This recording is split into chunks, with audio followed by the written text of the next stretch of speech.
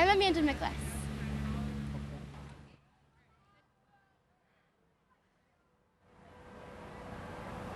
Hi, I'm Bethany Craxton. Hi, I'm Jory Arzamanian. Keep watching GPS 19. It's the only way you'll catch us.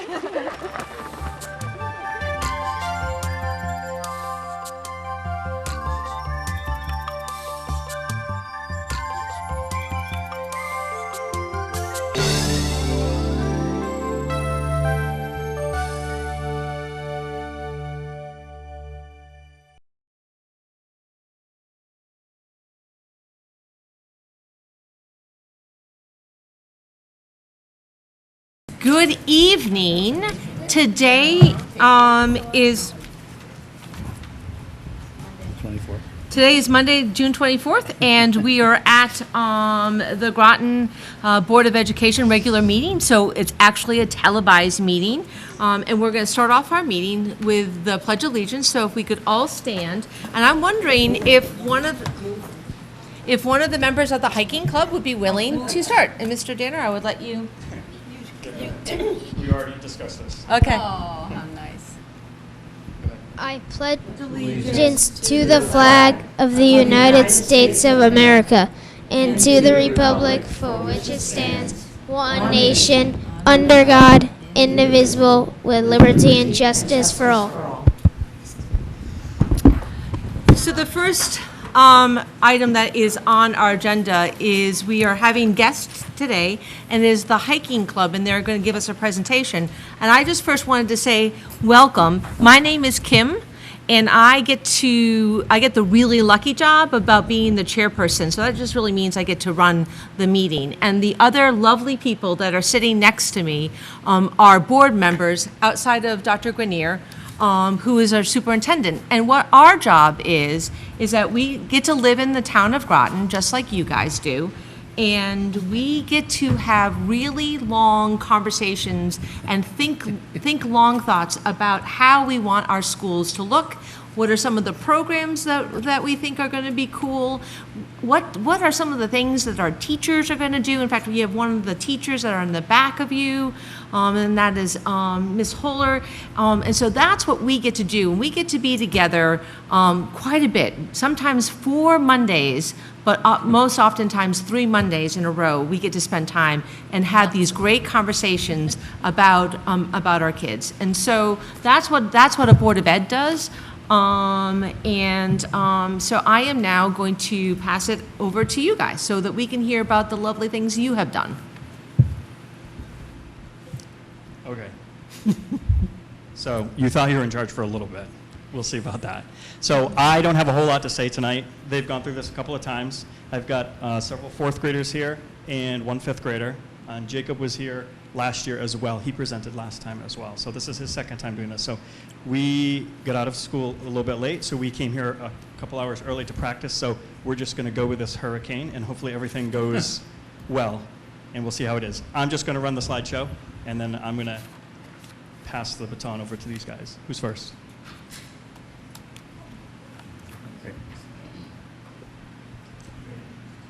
Hi, my name is Jacob, and I did hiking club last year, and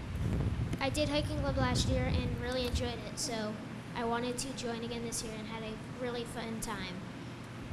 Jacob, could you just make sure that you speak really close to the microphone? So no, it's on. Is it on? Yes, it is. My name is Jacob. Yes, it was. There we go. And I was in hiking club last year, and I really enjoyed it, so I decided to join again this year. And I really enjoyed it this year also, and I am really sad that I can't do it in 6th grade.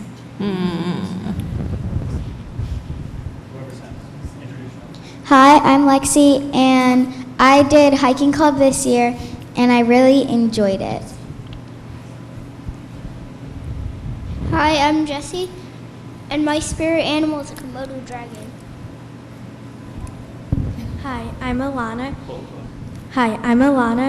And I did hiking club this year, and I plan to do it again next year, and I really enjoyed it.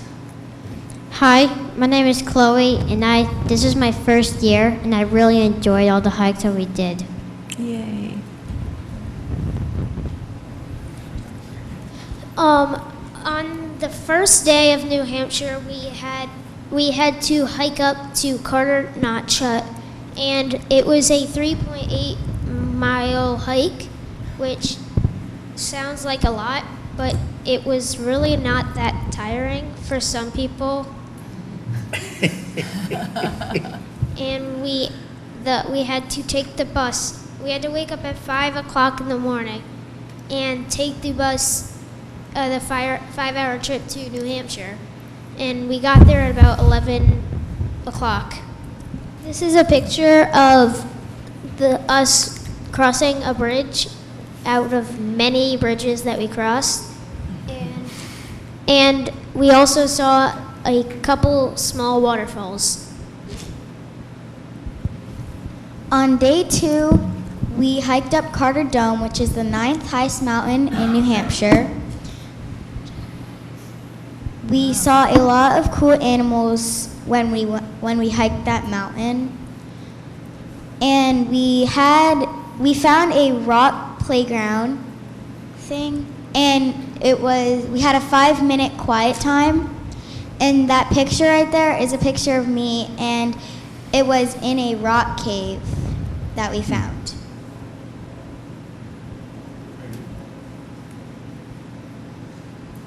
This is a picture of Xavier, who we post-holed a lot because there was a lot of snow and it was very deep. Post-holing is when you fall into the snow in a deep hole, and it was very deep. Post-holing is kind of like Lexi said, it is like when you fall through, when the snow is not, you're walking on top of the snow and it's not as pushed down, and you go through the snow and you go pretty deep like Xavier did. But if you stay in the middle where everyone walks, it's packed down, so you won't go through as often.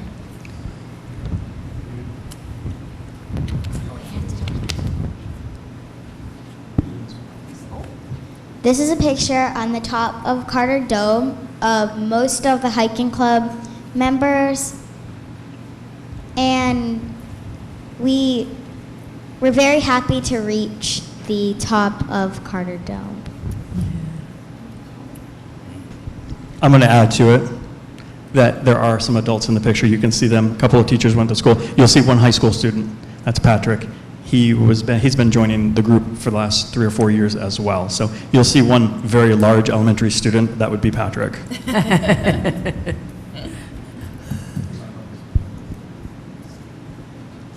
This is the summit, which is 4,832 feet high of Carter Dome. And one picture is of Carter, and he was feeding a bird in his hands, which was very cool. And then the other picture is Mr. Sibilia, and he had a big block of cheese and sausage.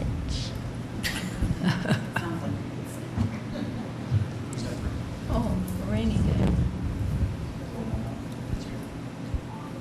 Here is a picture of the hiking club members in front of Wildcat. And there's a lot of fog on the top. So on day 3 it was really windy and cold, but we did not have a good view when we got to the top because it was so foggy that you could not see anything on the bottom. All you saw was the trees around you and then white. Wow. And That's too bad.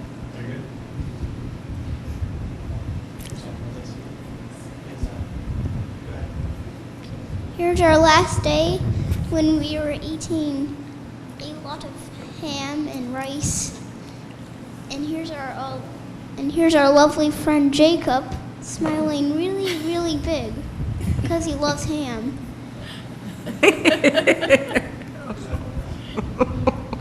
Oh, wow, they did the dishes.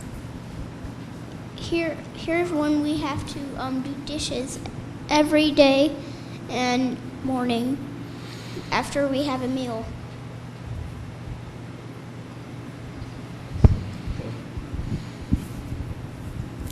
So here are some activities that the hiking club has done.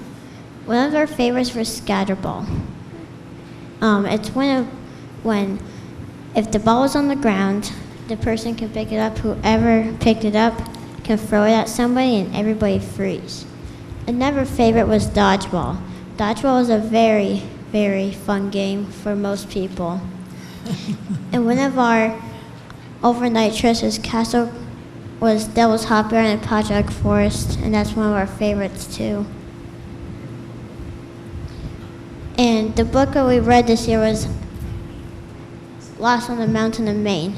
A boy named Don was lost on a mountain in Maine, and he was only 12 years old. For about 10 days with no food. Wow. Mostly.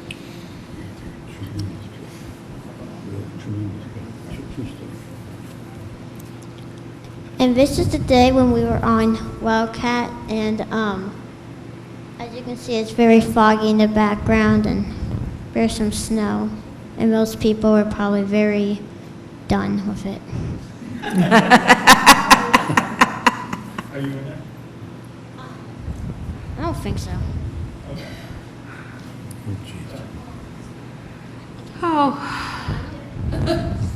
This is on the third day. Last year we did a morning hike every day, but this year we did not have. I'm so sorry. This year we did not have enough time each morning because we had to get on our hikes. But on the third day was the only day that we had a morning hike, and only 4 people went. Only 4 kids went and I was one of them, and I really enjoyed it. We did a walk around the lake. This is the last day. We had completed hiking up 2 mountains, and we were waiting for the bus to come. This was on the way home, and we stopped at this restaurant called T-Bones, and everybody liked it a lot. Oh. Thank you for the support. Can I ask a question? Yeah. Who was the one that got the bird on the finger? That was Carter, and yeah, that was What kind of bird was it, do you know? at the hut. Mr. Sibilia and Lexi and I were looking for the bird that landed on his hand, but we could not figure out what it was. Couldn't find it. It was a hungry bird. He probably didn't know who you were either. That sounds great. Boy, does that look like Oh, fun. absolutely. Read it. I have 2 questions. Was this the first time you saw snow when you hiked on your hikes in New Hampshire? No. Last year there was a little snow at the top, but there was not a lot last year. There was a lot of more snow this year. than last And year. could everybody tell me what your favorite thing was to eat? I like the first. Wait, no. Yeah, I like the ham and I forgot. And the rice. Okay. Just so we know what to bring next year, so Mr. Danner will know, right? I like the ham, which it had rice and vegetables with it. My favorite food was the spaghetti. The spaghetti. The what? I couldn't hear. Spaghetti. Spaghetti. Wow. I loved the ham with the rice. Good. I like the first meal of the night with Spanish rice, some sausage, and some vegetables in it. What about dessert? Did you make s'mores? No. Did you ever have dessert? Yes. Yeah. But it's a secret. We had the first night I think we had Scooby snacks, fruit snacks, and the second night we had Oreo cookies, and then the third night we had pudding. Oh, They all nice. tasted really good. Great. Gretchen? Did you guys sleep in tents or in a cabin? We slept in a cabin, and there was a 5th grade boys cabin, a 4th grade boys cabin, and a girls cabin, and there was bunk beds. Very good. That's nice. Any other questions? Dr. Burnett? Looking at all this food, I'm wondering, you had to hike in 4 miles. Who carried all this stuff? We distributed the food between equally among the group. We had like each person maybe got a ham steak or a kielbasa. The I see. 5th graders had to carry a little, or the 3 returners had to carry a little more because we were a little more experienced and could carry a little more weight, but it did not really feel like it added a lot more weight. Good. How heavy was the pack? Any guess? Like 2 pounds. The bag was about 30 pounds. Wow. That's a lot of weight for a little kid. Thank Wow. you. Well, I want to say, oh, did you have something to say? Did you want to say something? No. During hiking club, we had a couple fundraisers, and the fundraisers helped us get our hiking club jackets, and we got hiking club water bottles, which are those right there, Oh, and we very got a nice. hiking club hat. Cool. That's great. The fundraisers also helped us pay for the trip to New Hampshire. Awesome. That's terrific. Awesome. Thank you. I am just so appreciative of you guys coming out and letting us hear about your trip. We're looking forward to hearing about the plans for next year. And also to the moms and dads or whoever brought you, to say thank you also for coming out and letting your children share their story. This is why we do what we do, is to hear all the great learning and fun and adventure of the lifetime. So once again, thank you so much for coming. Thank you.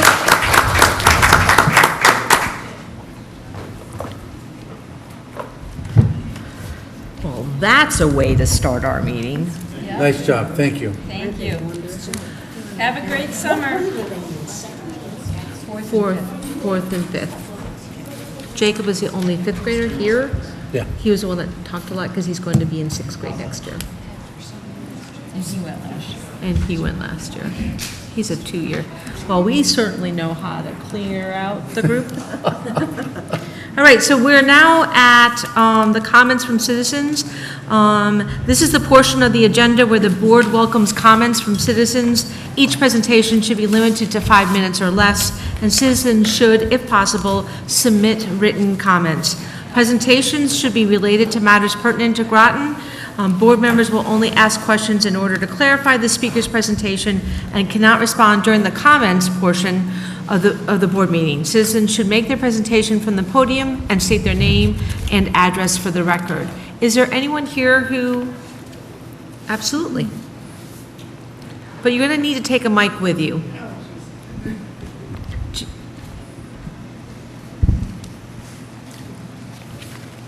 Just could have used my kindergarten voice. Good evening, my name is Beth Horler. I'm the president of the Groton Education Association, and I wanted to give a public shout out to the Fitch High School Graduation Committee and especially the maintenance crew that made graduation happen outdoors last Friday night. As you recall, it started out as a wet and dreary day, and it was pretty iffy for most of the day. And the call to go ahead came with the outdoors for the outdoor ceremony came pretty late. and then it rained again. And our maintenance guys did a fantastic job drying everything off. And I also want to give a huge shout out to Mark Russell and his crew for setting up in some not so tech-friendly situations and broadcasting that wonderful ceremony live. Yes. We have amazing graduates, and it was truly an honor to shake every hand after they walked across that stage last Friday night. So I want to wish congratulations to the Fitch High School class of 2019. The other thing that I would like to quickly just say a couple of words about, I am a strong proponent for transitional kindergarten. I think it is something that our town needs.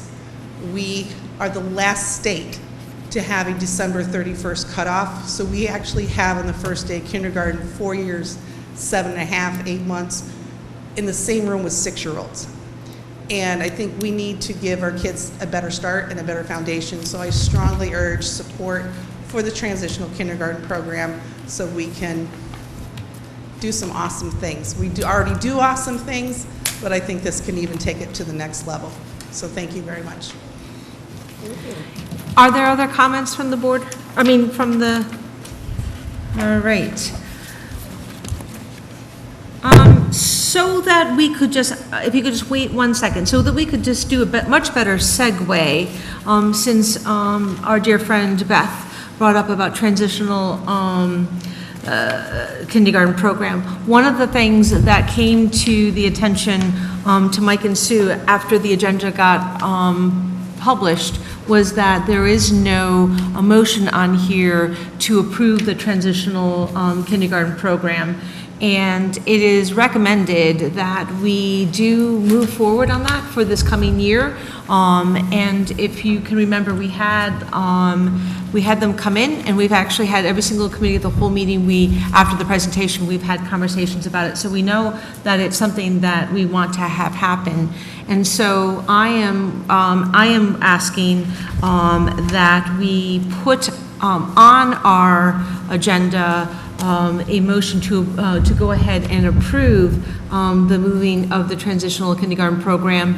And I do believe that when we get to that motion, so all I'm asking is for us to say, yes, we can add this to the agenda. And then when we get to that part of the agenda. Somebody will have to make a motion to that effect. To add. Okay, I was going to do that. Good. That once we make the motion, and then it gets onto the agenda, then Sue and Dr. Grenier would give us more information. Specifically, we had some questions that they needed to answer, and I think that they are coming to this meeting with those, at least the answers to most of the questions. So I need to have a motion to add this to the agenda. Gretchen? I motion that we move The transitional kindergarten academy. Yep. Well, I don't know if it's academy, but transitional kindergarten. Section to Groton School System. Okay. Just a motion. I just need to add that as a motion. I'm trying to get all the words you wanted in there. Thank you. I appreciate that. For the 2019-2020. I actually have a motion that Joe and I worked on. Discussion and possible action regarding the implementation of a 1-year pilot Transition K program for the 2019-20 school year. Does that meet people's needs? Mm-hmm. So, Gretchen, is that your motion? I think so. All right. And Joan, you have that? Okay. Can I have a second? Second. She's got it. Okay. All right. Do we have any discussion about the motion? Hearing none. Do it. Okay. Hearing none. All those in favor of adding this motion to tonight's agenda, please say aye. Aye. Oppose? Abstain? Motion has carried unanimously. Addie, thank you for letting us do that.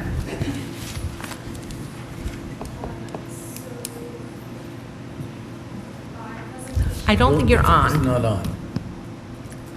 Is there a little button thing that you have to hit on that thing? Oh, that worked. Yeah? Yep. On? Okay, good.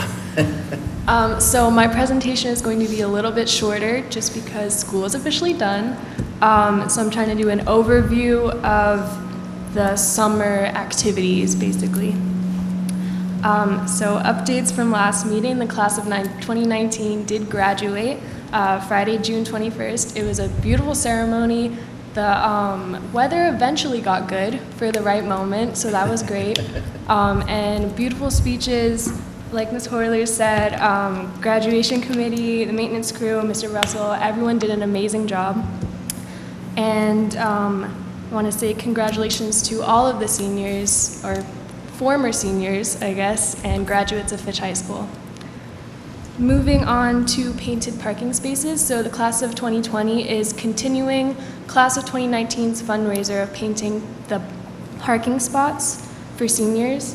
So this will be $40 total, $10 for the parking space and $30 to paint it. The $30 goes directly to our class. And students wanting to participate have to retrieve the Fitch High School parking permit from Mr. Diskin's office, fill out the contract and the design request before Wednesday, August 21st. And then the first painting day will be Friday, August 23rd, from 1 to 5 p.m. And I'm excited about that because I love art and it's going to be beautiful. It makes the parking spaces very pretty. No pressure, but we can't wait to see Yeah, yours. well, you'll see. Moving on to summer reading. So all students enrolled in an English class at Fitch High School this year have to do summer reading assignments. So all students should have gotten that in class before the end of the school year, but if not, all information is on Groton Public Schools website. And then addition to the summer reading assignments, the students who signed up for IB or AP classes, some of those courses require another additional summer assignment, so students can get in touch with their teacher through email. And finally, freshman orientation will be on Thursday, August 22nd and Friday, August 23rd from 8 to 11 at Fitch High School. And this is also very cool because a lot of clubs and sports will also be coming to show freshmen, well, to get them to join mostly, but also to show what we offer at Fitch High School and what they can be excited about. That's where I end. So, congratulations on becoming a senior. Thank you. We're so I'm excited. Yeah. And I do know that you and Dan talked about the fact that you will not be the only one that will come to the committee of the whole meetings or the regular board meetings, and that person has been identified. Yes. So hopefully maybe in August we can get them. In August, yeah, I'm going to invite come. Zay. His name is Zay, and he will come, and I'm really excited. He's very, very engaging and involved, and he's going to be a great addition to this, so I'm excited about that. Yeah. It sounds great, and once again, thank you very much for your leadership through the year. Dr. Grenier. Well, actually, both Mrs. Horler and Addie Clark mentioned it. It was, in fact, I thought, a spectacular graduation. The kids were just, and I think Sam and Beth and Susan were part of the crew, and I guess Rita and Gretchen. And the remarkable thing is, kids look you right in the eye, and you could see how deeply appreciative they are. You know, it's just it's nice to give them a diploma, but when they look back at you and really express their appreciation, it's really terrific. But again, as Beth said, we started out with rain, and Linda Branch and her crew came out with leaf blowers and blew the entire 1,000-seat stands down dry. And then it rained again, and they blew the 1,000-seat bleachers dry again. And then it rained again, and then they did it for a third time. And when our guests showed up for this beautifully sunny day, you know, not good, thank God that happened, we had this phenomenal ceremony on a beautiful night. It looked like you couldn't even remember the rain.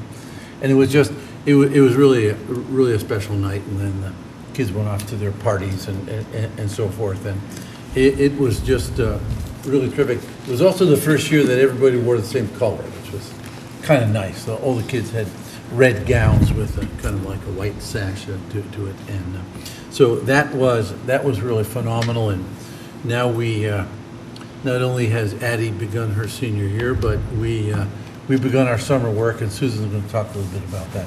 A lot of stuff is on tap for the summer, but actually, and Sam will talk about his work I aspect think as well. too many times the public doesn't have the right information, so this is definitely newsworthy.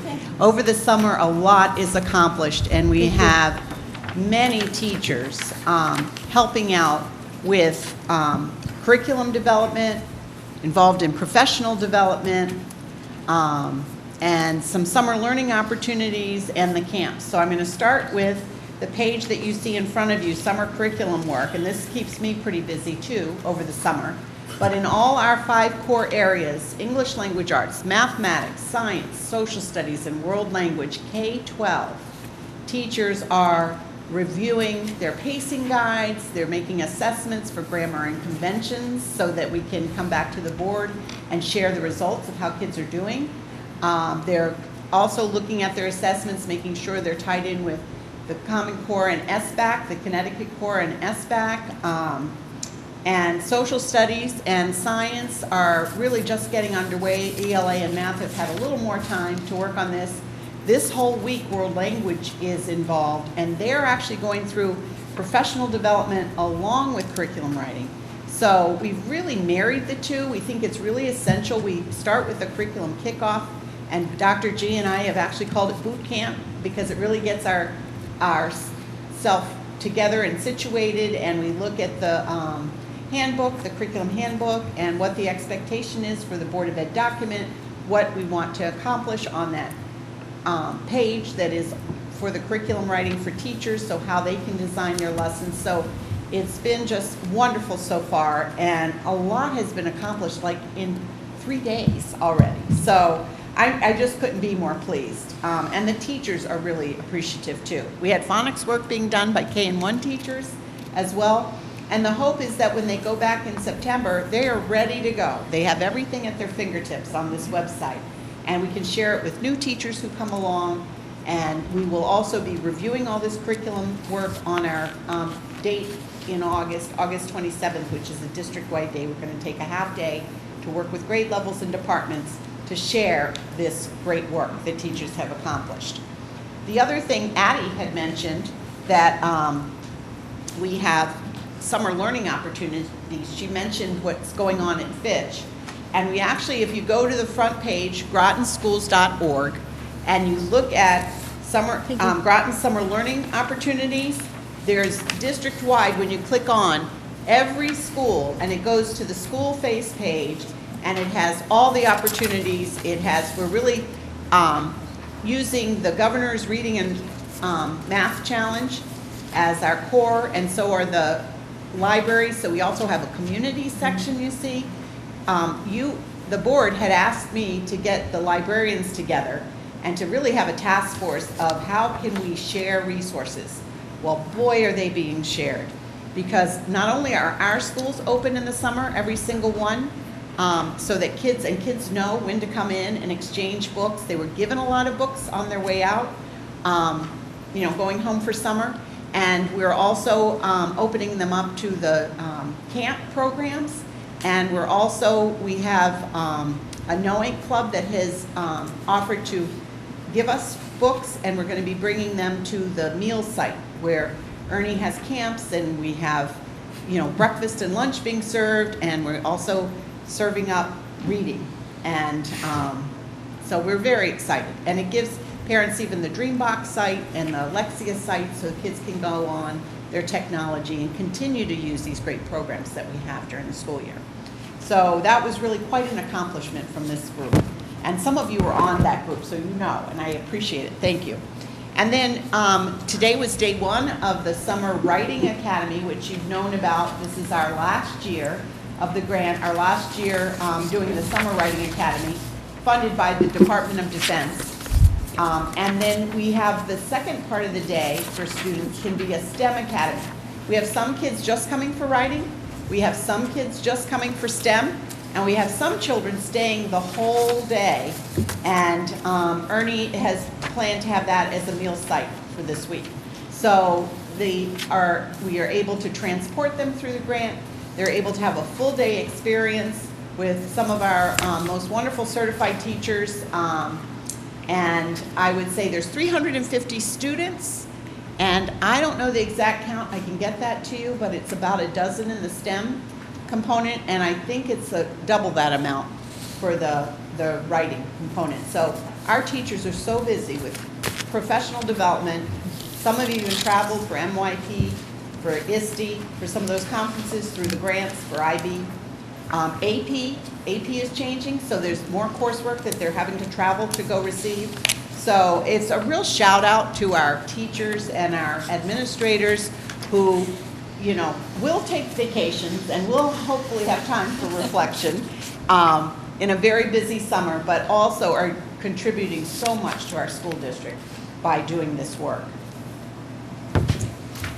So I think that's about it. And then I have some information on transition pay for you later on.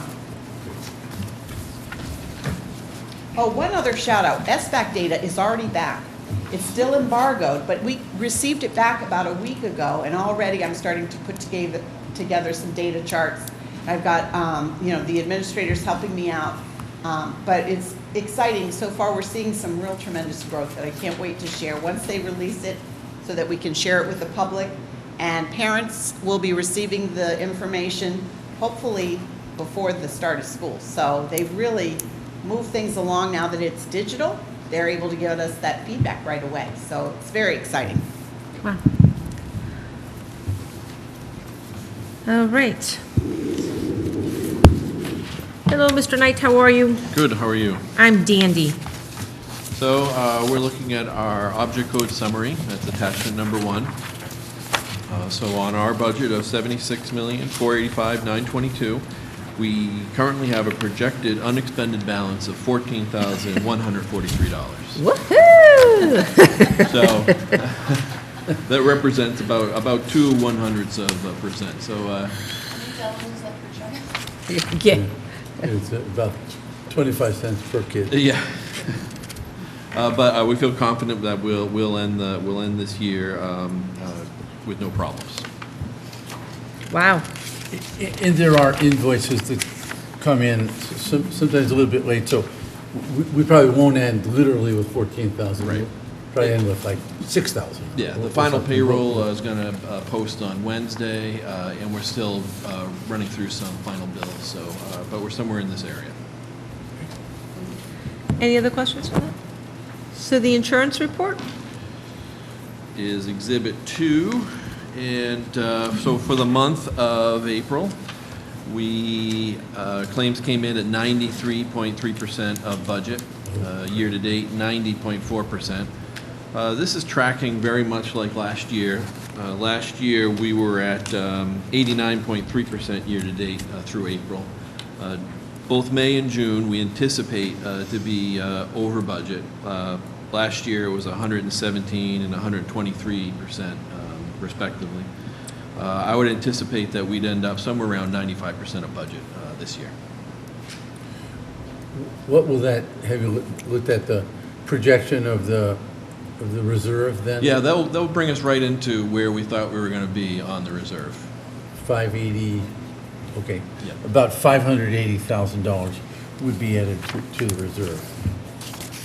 So next meeting, we'll give a report on exactly, well. Yeah, next really, we'll probably only have right, May's, so June's, it takes a little bit longer Yeah. because it's the last one of the year. But by August, we'll know Yeah. where we are with the health insurance reserve. And the board will remember, we used 1.3 million this year. Well, actually, next year's Next year, money. yep. So we have to, Yeah, keep our eye we on have to that. cover that. Yeah. Mr. Kilpatrick? Good evening. Good evening, sir. Yeah, so as everybody else has already spoken about tonight, the graduation went off without a hitch the other night again, and thanks to Linda Branch and her day crew of Bill and Will, and also the night crew. Sandy Walton had all of her crew out there, as Dr. Grenier explained blowing off the bleachers and wiping down the chairs and so on and so forth. And that crew was Mark, Damien, Alex, Tyrone, Rhonda, Wayne, Cindy, and Ed. So I wanted to make sure that I got a chance to mention everybody's name. We really appreciate all the efforts that they went through, as well as our electricians, Joe Montgomery and Dan Strang, who worked with Andy Kidd and Mark to get all of that stuff done too, all the IT stuff done. So thanks to all of them for a great job. A quick report on what's going on with the 2020 plan. With regards to the Groton Middle School, I don't know if you've seen it, but I reported it at the COW meeting, at least, that there's concrete being poured, there's steel going up. I took a walk the other day with Rick Norris, went around the entire site. It is really going to be an impressive site when you get over there. You're really going to be impressed by it. And so, and I was there, and there were still 2 more stories that needed to go up on the academic wing. So it's going to be a very impressive building, to say the very least. We also have a meeting with our IT department, our security department this week with the architects to go over some of the IT and security issues that we'll be implementing in the new middle school. As far as the elementary schools, again, reported at the COW that we will be doing a tank removal at Westside Middle School this summer as early work, and I guess rerouting the sewer line at Cutler Middle School. So those will be taking place. The maintenance department, maintenance custodial department has a few summer projects lined up in addition to the normal stuff that we do all summer long. It's a great time of year because it's really our busiest time of the year because we get less activity in the buildings, not no activity, but less activity, so we can get a lot more things done without worrying about when the bell's going to ring and the kids are coming down the hallway. So, number 1 is the waterproofing of the beams at both Northeast Academy and Catholic Kolnaski. We're also removing an oil tank at Claude Chester School, which is required by law that we take it out this year. We have a big HVAC coil replacement that would do HVAC repair at Catherine Kolnaski as well. The water heater project at the high school will be wrapping up in the next week or so. A water heater replacement from the just 10 years old, and that had to be replaced. And I'm hoping that we will also get to, you may recall that when the seniors wanted to paint their parking spots, that we kind of made a deal with them that they could paint their parking spots, but we would no longer paint the concession stand. So I'm hoping that we'll be able to get the roof and the siding done on that so it has a nice appearance for next football season. So hoping to get to work on that this summer. And also what's coming down the pike very shortly, I am on a phone call tomorrow with Fuss and O'Neill, who is our consultant on the Northeast Academy issue, and we'll be going over a report, a draft report anyways, and they'll be making some recommendations on things that probably some of those things I'll be doing this summer too, but exactly what that is, I'm not at liberty to discuss yet, but after tomorrow's meeting with them, when it becomes a final report, we'll talk in more detail about that. And of course, you may have also heard that Pleasant Valley School is going to be turned over to the town relatively soon, so our guys have been down there already for the last few days cleaning out some of the stuff, and the rooms that we can clean out ourselves we will do, and I have an environmental company that will come down and clean out the rooms that have the mold issues in them. So hopefully that will go smoothly, and we'll be able to turn that over to the town. There will be some use of the building once the town has it, and I'm sure we'll be cooperating and doing some work with them on the building as those needs arise.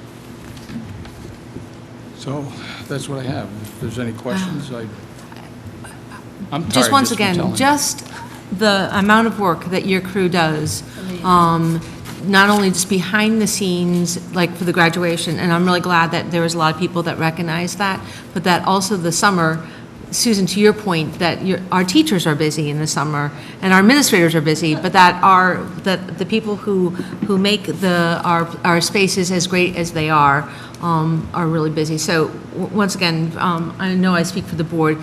Thank you very much to you and your crew for all that. Thank you. I'll share that message. Thank you. I appreciate that. So if there's no other questions or whatever, I am going to move us on to committee reports.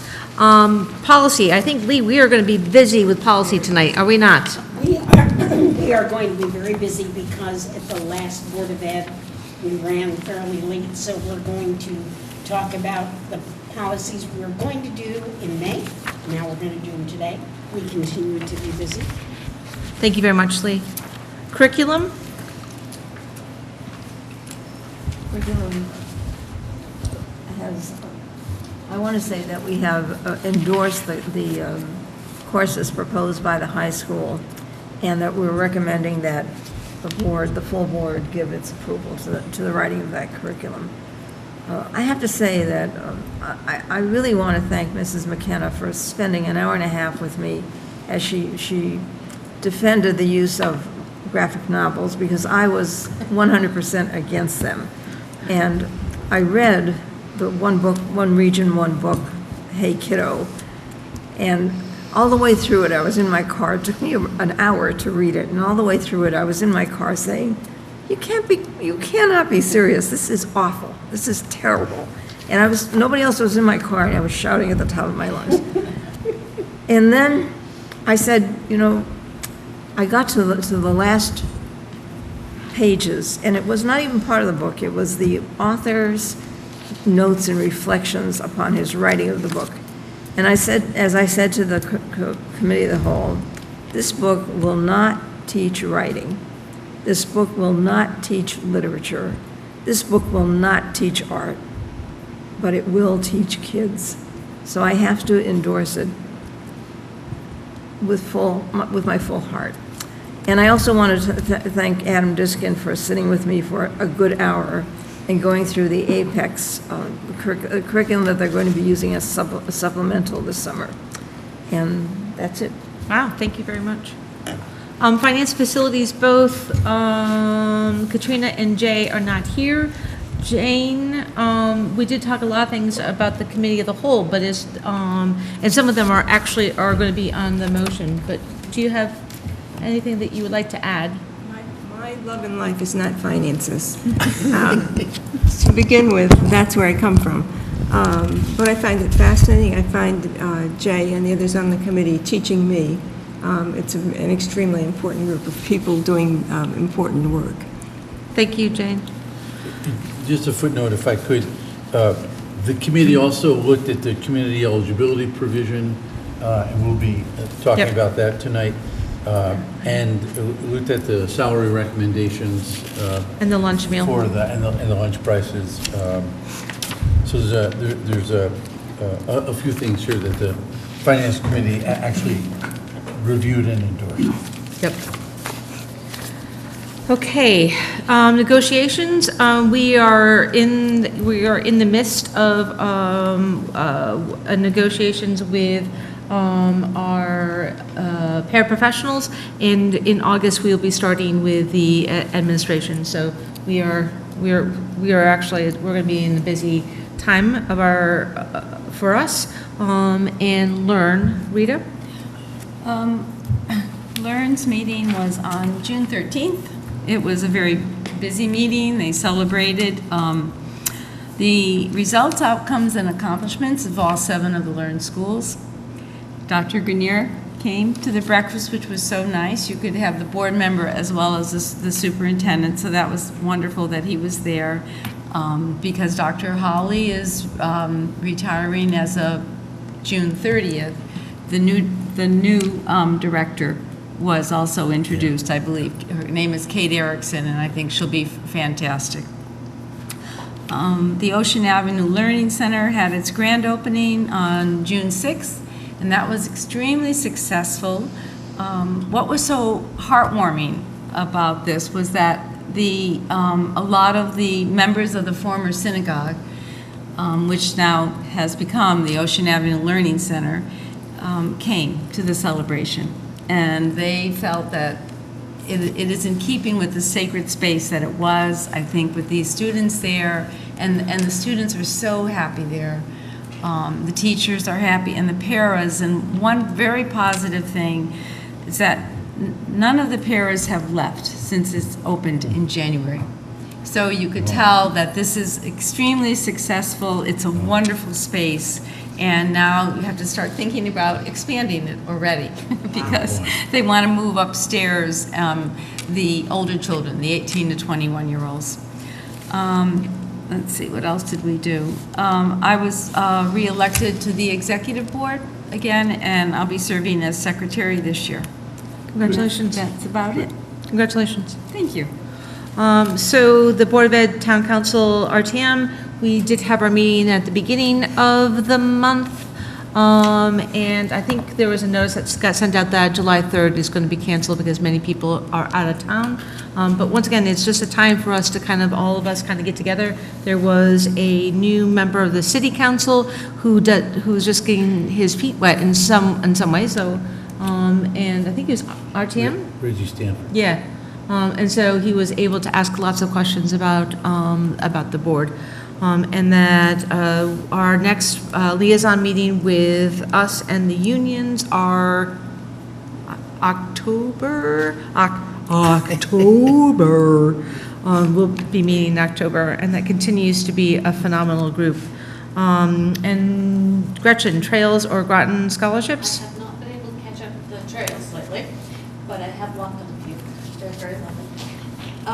Groton scholarships, they did a great job, I thought, this year. They had a lovely ceremony. They gave out money, and I know Mrs. Volkman and her family donate very, very generously to the Groton Scholarship Committee. So.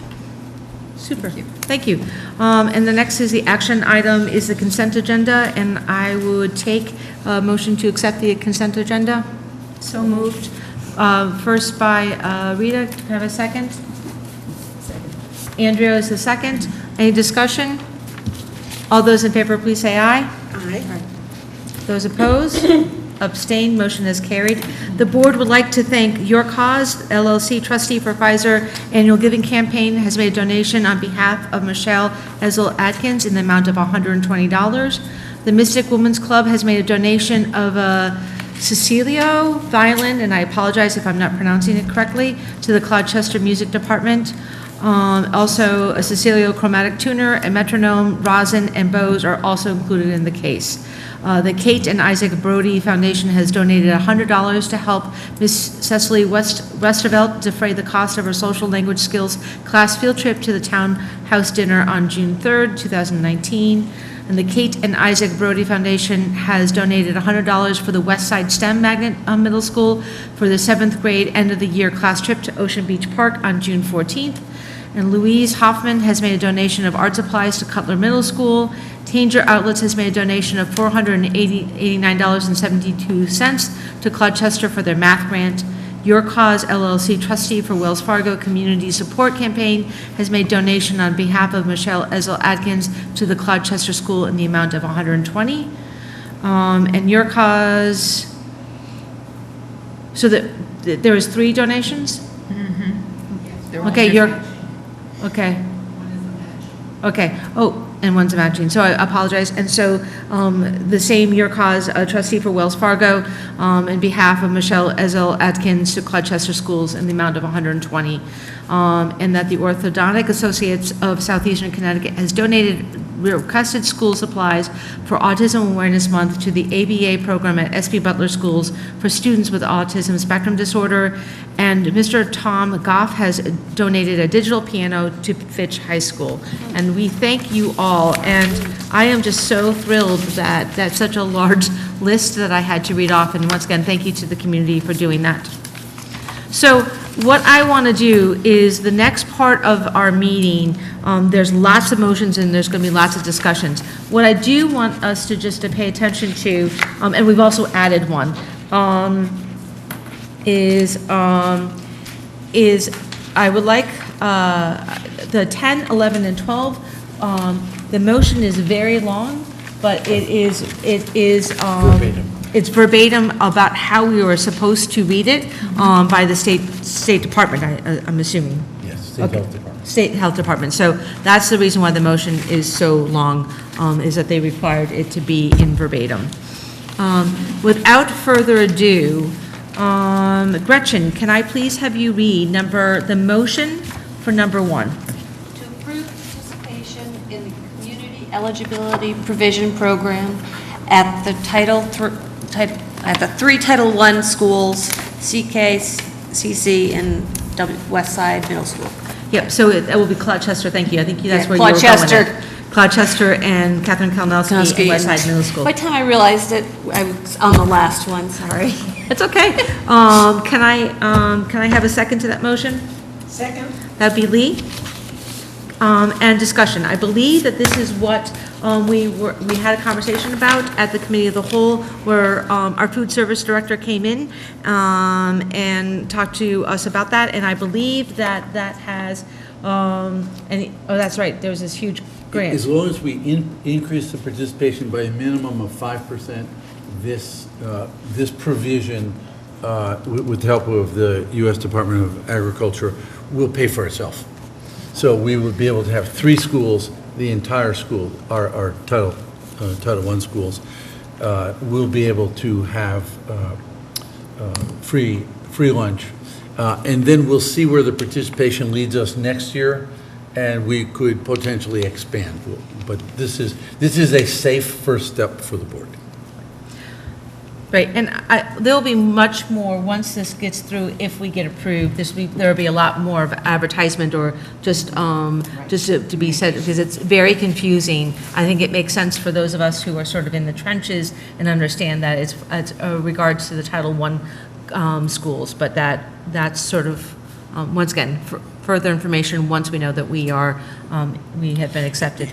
Just for the information of the public, the reason these schools are eligible is because they have a sufficient percentage of children who already have free and reduced lunch status. The other schools don't have quite that high. Is there any other discussion? Just to add that Groton is so fortunate to have these programs. I've never seen anything like it. Taking care of children, it takes on a whole new levels and perspectives in Groton schools. So if there is no more discussion, all those in favor of the motion to approve participation in the Community Eligibility Provision Program at the 3 Title I schools, which would be Claude Chester, Catherine Kanowski, and Westside Middle School, please say aye. Aye. Oppose? Abstain? Motion has carried. Jane, would you be willing to read the motion for number 2? Reader number 2. To approve the proposed lunch meal price increase for Fitch High School of $1.75 for breakfast and $3 for lunch. Can I have a second, please? Second. So once again, this was part of a long conversation that we had with our food service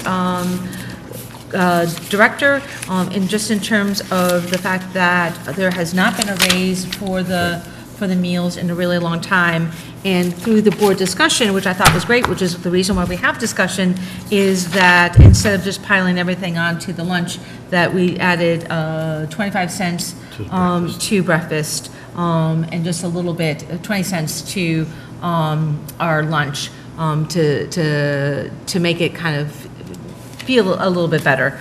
So is there any other conversation about that?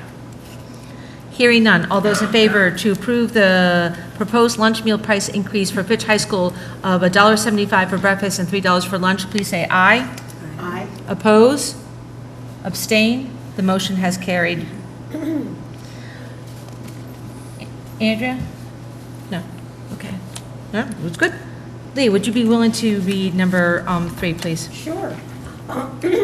A motion to approve the closing of Mary Morrison Elementary School effective July 1, 2021.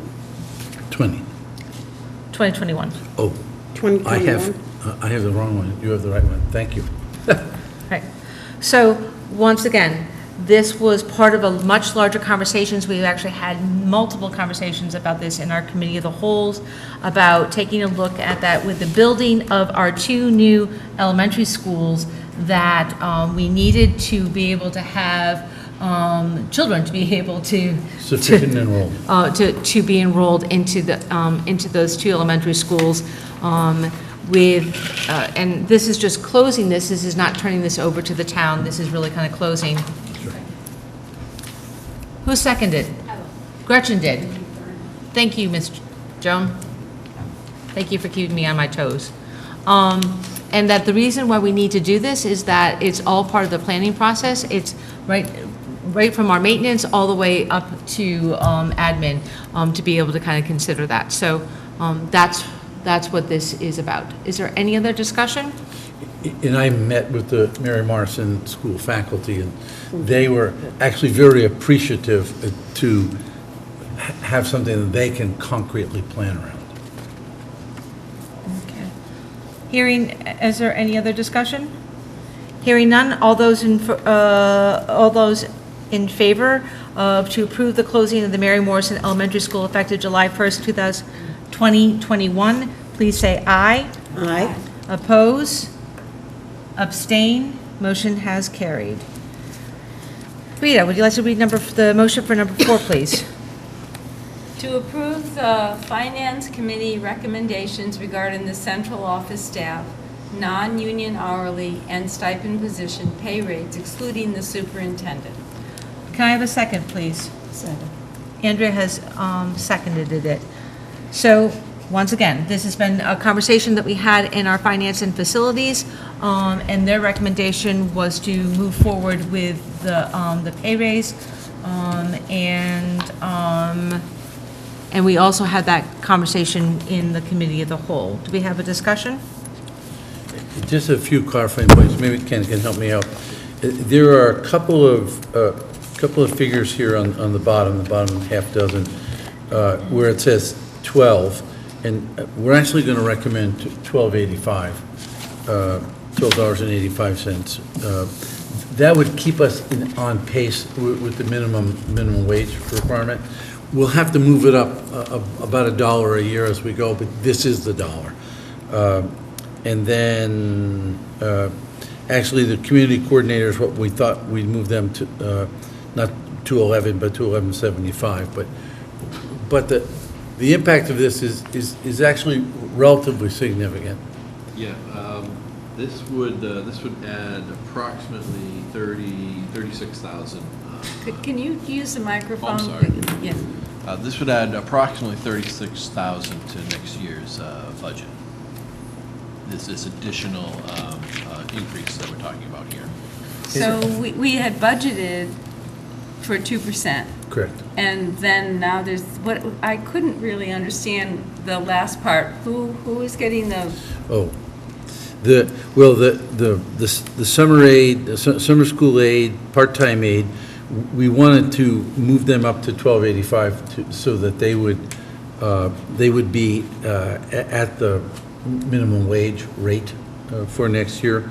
And then the substitute paraprofessional, actually the lowest paraprofessional, it gets $12.85. I think that was the idea, that we didn't want to pay a paraprofessional sub necessarily lower than that. And then the other two, we moved up to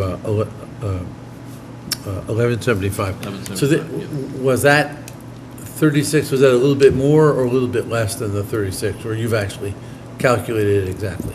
Yeah, I calculated 36 on those figures. Okay. And this will keep us, the minimum wage goes up to $11 on October 1st, and then up $1 every 11 months. This will get us on the road to be able to keep up with those increases. Could you also talk about substitutes, because the board asked us to look at comparative substitute rates? Yeah, substitute rate. I'm sorry? That's part of the same thing. Okay, that's a part of the same thing. Oh, okay. yeah. So I did take a survey of substitute rates in Connecticut. On average, it's around $85, some more, some less. So our 90 is actually competitive. In the area, we're at 90, Ledyard is at 90, North Stonington and Stonington are 85. So we're in a competitive rate. It's not a great rate, but it's competitive. What is, do you have New London and East Lymes there also? New London did not respond, and I don't think I have East Lyme either. Or Waterford? And Waterford didn't respond. I got you. Gretchen? Just in terms of thinking about how much we're paying the subs, take the $90 divided by 7, which is if they got there just as the morning bell rings and the kids are coming in, and the time that they leave. It's not a lot of money. Right. People were asking to have bachelor's degrees. You're right. And we believe the state is going to make a ruling that substitutes really are hourly workers, and over the next few years, we are going to have to raise it, no matter what. It's great on a half day, but it's not so much fun on a Right. regular day when you're there an hour early and an hour Right. late. Right. Break No- it down no- to no- under the no minimum question. wage.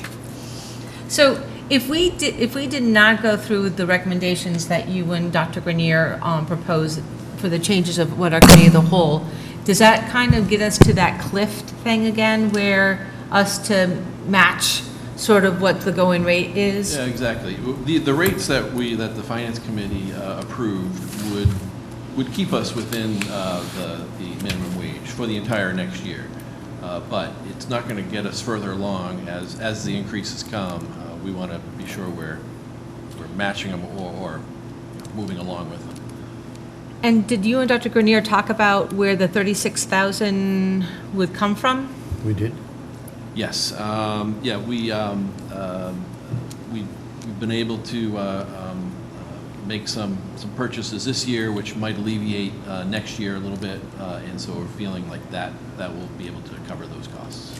So you're barely audible, unfortunately, because Oh, you're I'm not sorry. talking into the phone. So what I heard you say was that you've already done some purchases for from last year's amount, and so that 36,000, you feel that Will be you'd covered have by that, that. you'd have that to be covered? Correct. Yep. Okay. So we're not putting ourselves in the hole.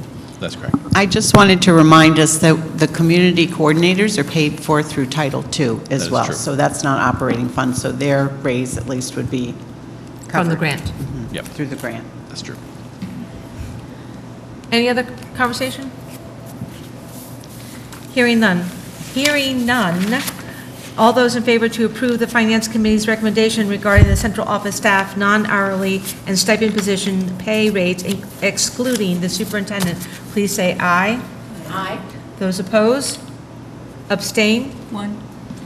And I'll tell you why I'm abstaining, because I really feel this needs to come up earlier in the year. If it is in our budget, and if we budgeted this amount, just like when we negotiate contracts with all our different people we negotiate with, I don't see why we have to wait to the last minute. These raises go into effect July 1st, so I would like to see this come earlier. Whether or not the budget is approved, we're probably going to be giving these people some type of raise.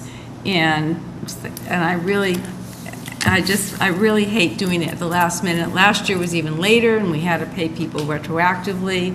So I just would like to see this come to the board much sooner than it does. Thanks. Thank you. Thank you. Okay, so as our good friend Lee has talked about, our next several policies are going to be, our next motions are going to be from the policies, and I believe they're all first readings. Is that correct?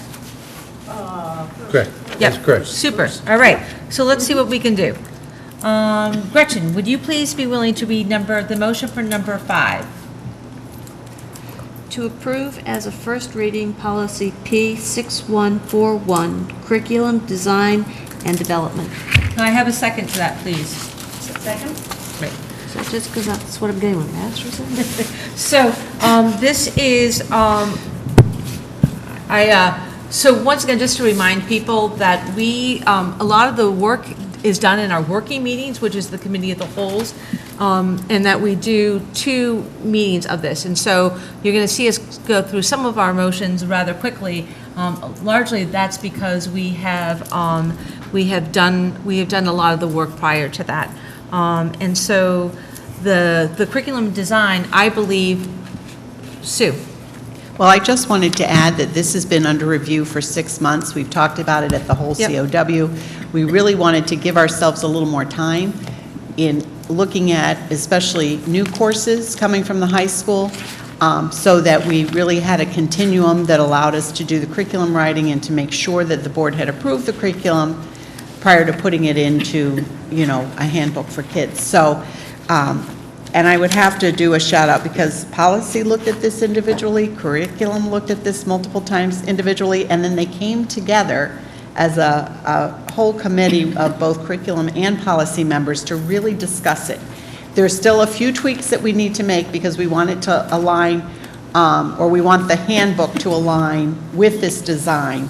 So we want to make sure everything is uniform. So, I feel like we're in a good place for that now that everybody's eyes have been on it. And is it safe to say that that what we did last week when we sort of told the high school folks to go off and write the curriculum is that we already have begun We're kind of implementing it. We're kind of implementing We're it. actually, But that course will not, even though they're writing this summer, that will go in, and it needs to be finally approved when it comes back, and then it will have to go, so the board has to finally approve it before it goes into the Fitch High School handbook, and kids sign up for that course. And then it won't happen until the following September. So we're giving ourselves that time to make sure we're doing it right. Is there any other discussion? Rita? You have crossed out in red the board's ultimate approval authority over curriculum. The superintendent will present the plan for curriculum development, so forth and so on. But if a pilot period is necessary, and I'm not quite sure why you took that out, because there have been times in the past where we've reviewed 2 different math books and series. And some schools did one pilot and other ones did another pilot, and then, then both committees would come together and, talk about it. And we would look at the books and, and so forth. Whether it was foreign language, it was all sorts of, and I don't see that in here. Where we talk about the cost of textbooks, the expense of having a new course, it just doesn't seem to be as clear written. We actually were trying to make it clearer because we really wanted to outline the steps so that you could really read it instead of putting it all together. So the crossed out section, the original, just had it almost as a narrative, and we really tried to, between the actual document that does the flow chart and the timeline, make it super clear. And to really make sure that I still don't see the books. I still don't see the So in the curriculum, the Groton Public Schools Curriculum Handbook, which is what we use and as we've done the kickoff this year, everybody knows what the template looks like. They have a sense of what the process is, and part of their proposal when they come to us is what are the estimated expenses. Right. While they're writing the curriculum, they're looking at what are the materials that are needed. Many times in this day and age, they're working with the state core curriculum, they're working with, using some online resources, some of them are free of charge, and then there will be times when a textbook or a workbook is needed. So then that would have to be added into the proposal, the budget proposal, and then come to the board. So when you do the final okay, you would have all that information.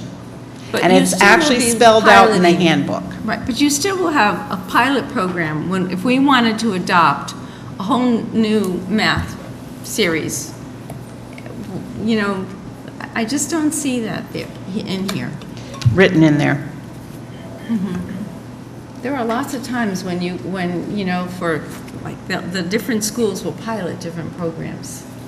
I had questions about this myself, and that was 2.5 months ago when we went through this, and the president will remember what happened yesterday. But my original thought was exactly the opposite of yours. I thought to myself, God created the country, the world in 7 days. Does it really take this long? I think that this is all the pilot that is necessary. There are so many safeguards here.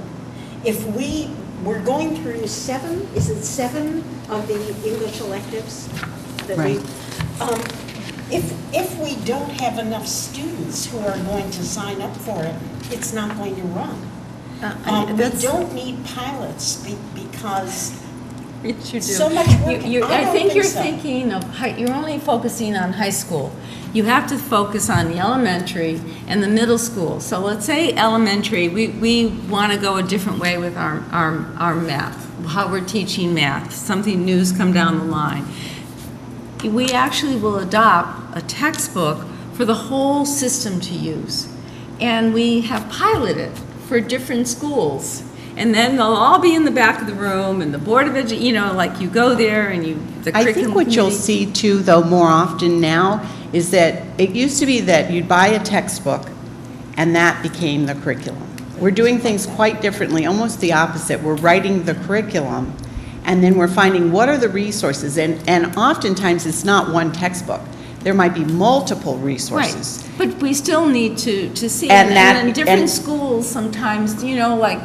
They're working together. Our hope schools so. are really working 'Cause you together. want equity. Yeah, they really are. And so they come together, like this summer for ELA and math, I think I must have about 15 teachers who'll be working on the pacing guide, looking at the materials, doing the standards for report cards. So it's no longer that one or two people are working on a curriculum and then hand it over. It's a pretty good group represented by all the schools working on this. And we're using the Common Core standards and we're looking at what are those resources. So there's multiple. And, you know, I've shown you the dashboard so you can see what the teachers see. And everything's at their fingertips. So all those units are there at their fingertips. And they, it's amazing work. I mean, I would be happy to come back and share with you and kind of keep you posted on this curriculum work that's happening so that you can see for yourself that the teachers are writing their own MYP unit planners and they're creating a lot of this work and lessons on their own based on the core standards. I just feel that this should be high school. I mean, basically, this is the high school, this is how you do it at the high school, and probably the middle school too. You could, but mostly, this is really high school, not all our curriculum. That really, it was designed because of the high school. Right. But what you're going to find is that curriculum writing is ongoing. You no longer have a binder filled with, you know, Yeah. documents like this. You're getting kind of, the Board of Ed is basically summarizes all of the work that's being done on the dashboard so that it really is in layman's terms. So it's for our community, it's for our board, so that you understand, so what's that course all about? What are they learning in third grade math? You But know, and I'm it just spells wondering that if out. this should be high school courses. Yeah, I mean, I think Susan said it. It really is a course approval process. As opposed to some of the teachers I was working with today observing, where they are revising curriculum, but it's not from scratch, and we come to the board and say we have this, you know, this brand new English language arts curriculum. It's more an ongoing revision process. So we could. I can see coming to you kind of maybe a couple times a year to show you what's been accomplished and what's been done, along with showing you the assessment and some of the data that supports the work that's being done. Gretchen? I completely understand that we are now not given a textbook and a teacher's book as the way we were when I first started teaching, that we are now told, here are the next generation science standards, follow that. And by the end of the year, we hope you get that. But I hear what Rita's saying, that there are things that come to us, the different computer things like the summer school class. If that doesn't work, it gives us a way of saying, you know what, this is new, it is not working, we think we need to re-review it. So I do think having a pilot program like the ab initio was supposed to have been, and we were supposed to review it before it came back up. I think if it's something new, if it's something to fix something, we do need the chance to review. So that still is happening. So to your point, Still have ab initio. The Apex is, you know, was on the docket and it came to Curriculum Council. And just to say, we're trying to expand it with tutorials, and we're going to get feedback, like we did with the Apex Summer Program last year. So those things are in the handbook as... Dr. Bernier? Well, I think tonight we have an example of a literal pilot. That we have a transition program, Transition K. We're going to put it in for a one-year pilot because we want to. But the curriculum for that program will be written and approved by the board. So the pilotness and the curriculum are really two different things. It's a very different, I'm sorry. If it's a pilot, it's a pilot, and we call it a pilot, and we come back and we evaluate it. Our curriculum is going to be like that. I think that we're going to be constantly coming back to the board and keeping you abreast, because changes are coming to us like every year, annually, So I think that that's something that will happen. But this is basically, and I still think it should say high school. This is Yeah, a way. I would agree with you, Rita. Yeah, because Yeah, it could be middle school though, too. Yeah. Middle school too. Well, They don't really propose, because it's so cut and dry in middle school, the courses, unless there's some electives. So we're talking about the new course proposal time. That kind of makes sense, because new courses, because it's not like in elementary school, you're going to have a course. No. You'll have curriculum. No, actually, I just saw Beth, she wants to teach several new courses in the elementary level. So to Rita's point, that kind of makes sense. Well, actually, the chart says new course proposal timeline. Yeah, right. Right, we know that. That's Right. why I'm saying it's more of a high school thing than a. Yeah, no, you're right. I got you, 1 second. So to put that in high school, Gretchen, Let's keep in mind that we have these new community choice schools, AKA magnets. So we will have new programs coming up to us in the elementary grades that our different schools will have different programs. So we might want to keep that kind of an idea going, maybe we should put the STEM, let's focus a little bit more on biology, because we forgot biology last year. We did all math and engineering, but we forgot biology.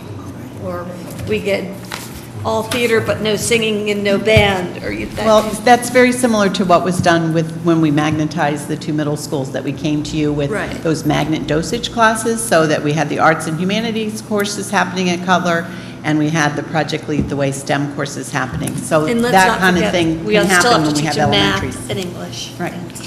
okay, so outside of what I hear, we're asking for them to put the new course timeline to make that much clearer that it's the high school, middle school. It kind of makes sense to me to do that. Yeah. And to the point about the pilot, what do we? Call it a different word. Wait, I think pilots are pilots, and, we're not going to, if the board votes to have writing centers at the high school, my proposal would not be that it would be a pilot, but it would be a course that the board would approve. But there could be, I guess, a time when, Transition K is a good example.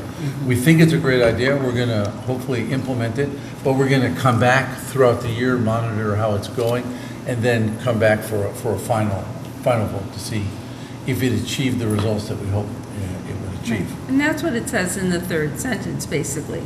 If a pilot period is necessary, the superintendent will present the written curriculum and pilot plan to the curriculum. So I just felt that crossing out all of that, I don't know, was necessary. The only thing that I see was crossed out was the bottom section. Right, that's which we tried to really highlight up here in the green so that it would be more step-by-step and methodical, and that it would correlate with the handbook and the timeline so that it would be in that order, to make it a little clearer. We were only trying to clear it up. Right, I know. Are there any other questions about this? No. You're right. All those in favor to approve as a first reading policy 6141 curriculum design and development, please say aye. Aye. Oppose? Abstain? Motion has carried. We're moving on. Jane, would you please be willing to read number 7? The motion, please. discussion, excuse me, motion to approve as first reading policy P5112.2 admission requirements. We skipped, didn't we skip the two? Yeah, could you do 6? Sure. Because I'm being silly. Okay, I marked down 6 as. So could you please read motion number 6, please? To approve as first reading policy P5112.2 admission requirements. Nope, the one above that. Okay. To approve as first reading policy P5141.3 health assessments and immunizations and regulations are 51413. Can I have a second? Second. So the discussion around this is? It's really in response to the vaccinating of students and the measles outbreak. So it really clears up the language around that, and that we are making sure that families bring in their health records and immunization at the time of registration. There is a special clause, a 30-day waiver for our students in the military based on the military compact, and also for students who are homeless. So recognizing that those families may need more time to be able to deliver this. But otherwise, families need to bring these documentations to school in order to register students. Do we have any? And just to be clear, though, we checked and I reported it. We are 98 to 99% immunized as of a month ago when we actually checked the record. So we don't have a problem. The problem that we had was because of this 30-day waiver. When the state health department asked on October 1st if the immunizations have actually been recorded, the answer was no in many cases. So we had some low reports, but this will, the nurses were very, very happy with this proposed change. Any other conversation? I have a question about it. I can't find the language, but I thought that I heard, and I could be really wrong, that religious exceptions were no longer going to be honored. And That's not true. that's not true. Not Okay. in the state of Connecticut. All right, okay. There are thank you. medical I think California exemptions Oh, all right. for thank you. students who can't New be York, yeah, immunized, that's right. so they're really fragile. And then there are still religious exemptions. You clarified that. Yeah, I spoke to the legislators, and it was, in Connecticut, it was an overreaction. We don't need to do that. We have sufficient herd immunity, more than 95%. Okay, thank you. Any other discussion? All those in favor to approve as a first reading policy P5141-3, health assessments and immunization and regulations are 5141-3, please say aye. Aye. Oppose? Abstain? Gretchen has abstained. All righty. Lee, could you do me a favor and please read number 7? The I motion. will. Thank you. Motion to approve as a first reading policy P5112.2 admission requirements. Can I have a second? Second. Jane has seconded it. All right, can Sue? Yes, or I'll Lee- orient you to this one. Thank you. These are admission requirements for resident students. It shows that we are expecting to have some kind of legal evidence of age of a child. So you can see that while birth certificate isn't the only form, there are other forms that can also be legitimate documents that are used to testify what is the true age of a child. So they're listed under documents accepted, and so that was really mandated by law. So came to us that we don't have to have just a birth certificate, that we can have a variety of documents shown for proof. Any other questions? Hearing none, all those to approve a first reading policy P5112.2 admission requirements, please say aye. Aye. Oppose? Abstain? Motion has carried. Rita, would you be willing to do 8? Of course. To approve as a first reading policy P3542.43 food service charging. So the board was very interested in making sure that this policy was updated to what the practice is.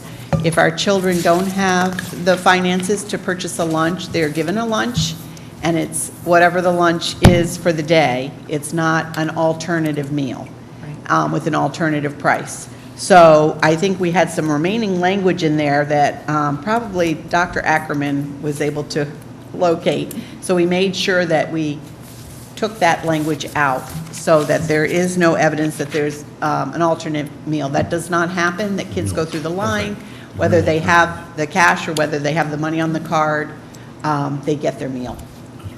Any other comments? All those in favor to approve as a first reading policy P3542.43, food service charging, please say aye. Aye. Oppose? Abstain? Motion has fully carried. Woo! We are doing it, folks. My dear friend Gretchen, would you be willing to read the motion for number 9? What's on the next page? I got it. Thank you. To approve as a first reading policy P6161, equipment, books, materials, provision, selection. Can I have a second? Thank you. Second? Lee has seconded. All right. So this 6161 really coordinates with the curriculum development. So we do look at resources, whether there are additional money that needs to be taken care of in a budget, whether it's a free resource. But we look, one of the things we added in green was print or digital basic textbooks. So while I said we're moving towards things that are more digital, there still are times when a textbook is a main source of the learning, along with other things. And it can be a digital textbook. And it can be a digital textbook. Oftentimes, we'll get both, so the kids can do their work on a Chromebook as well. So we've taken out some of the language that was just getting things to be more confusing, like referring to textbook means that it's the main resource that covers, most of the majority of the class. We do have language in here that says that these textbooks, all new textbooks used as primary sources of information for courses will be reviewed by the curriculum subcommittee of the Board of Education. So part of that process is for that to be overviewed and reviewed by the committee. Any other comments? And then also presented to the Board of Ed. So hopefully this clarifies some of what you're saying, Rita, and that it has to be ultimately, approved. And 2/3 approval. Yeah. So hopefully those two are in tandem, and we might even link them so that we see. That would be cool. Yeah. Gretchen? I'm sure it'll make it to the curriculum committee eventually, but I have a great deal of concern about students who have a harder time, like you can't underline or highlight, even though if they are school text, we do discourage our little darlings from writing in their own books. But I have a terrible time functioning without a text, like with a page. I'm just. That's one of the great advantages of digital textbooks, Right. because They so you can't can highlight. underline and you can write notes right in your book. Promise you. Well, it's not the same. is it? Any other discussion? Okay, all those in favor to approve a first reading policy 6161, equipment, books, and materials, provisions and selections, please say aye. Aye. Oppose? Abstain? Motion has carried. Jane? Oh, wait, we don't have to read this. Could I just intro this, please? You, the board, passed this on April 22nd. We put out a motion that said to approve the Healthy Food Certificate Program. We had done that for the last few years. That was the motion, and it was always approved. Susan Fiore from the State Health Department called me and said, you didn't say about the specific exemptions, and you didn't mention beverages. So she sent me the whole law. And so I just lifted 10, 11, and 12. And I can brief you on those provisions. The first one simply says that we will comply with the Connecticut nutrition standards. That's. Why don't we just read it so that it never comes back Yeah, okay. to haunt us? I would much I just rather have just. to give them the minutes, but okay. But Okay, I I'm would with you. just. So Jane, would you be willing to read?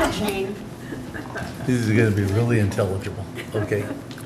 To certify that all food items offered for sale to students in the schools under its jurisdiction and not exempted from the Connecticut nutrition standards published by the Connecticut State Department of Education will comply with the Connecticut nutrition standards during the period of July 1st, 2019 through June 30th, 2020. This certification shall include all food offered for sale to students separately from reimbursable meals at all times and from all sources, including but not limited to school stores, vending machines, school cafeterias, and any fundraising activities on school premises sponsored by the school or by non-school organizations and groups. Can I have a second to that? Second. Okay, so we know that this has been a motion that we've already approved, so I don't think that this is something that we would have to have another discussion. So all those in favor of the motion that was just beautifully read by Jane, please say aye. Aye. Oppose? Abstain? The motion has carried. Lee, would you be willing to? A motion to allow the sale to students of food items that do not meet the Connecticut nutrition standards, provided that the following conditions are met. 1, the sale is in connection with an event occurring after the end of the regular school day or on the weekend. 2, the sales are Yes, they is. at the location of the event. And 3, the food items are not sold from a vending machine or school store. An event, quote unquote, is an occurrence that involves more than just a regularly scheduled practice, meeting, or extracurricular activity. For example, soccer games, school plays, and interscholastic debates are events, but not soccer practices, play rehearsals, and debate team meetings are not. The regular school day, in quotes, is the period from midnight before to 30 minutes after the end of the official school day. Location, quote unquote, means that the event is being held. Can I have a second? Second. All right. No, this is the law. Okay, so all those in favor of the motion that was beautifully read by Lee, please say aye. Aye. Oppose? Abstain? Oh, someone did. Andrea seconded. Andrea did. Got it. All right. I think we got the vote, though. All right. So, Rita, would you please be willing to read number 12? Sure. Thank you. The motion is to allow the sale to students of beverages not listed in section 10-221Q of the Connecticut General Statutes, provided that the following conditions are met. 1, the sale is in connection with an event occurring after the end of the school regular day or on a weekend. 2, the sale is at the location of the event.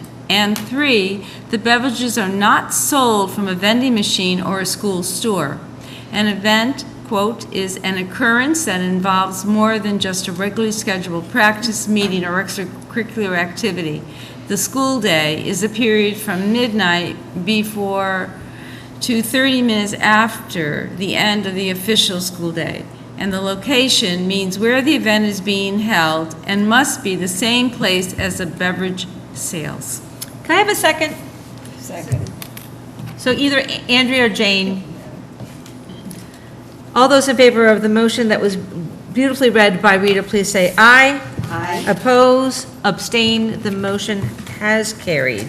Number 13, I am going to wait until the end, so that our technical people can leave because we are going to be Yep. going into executive session.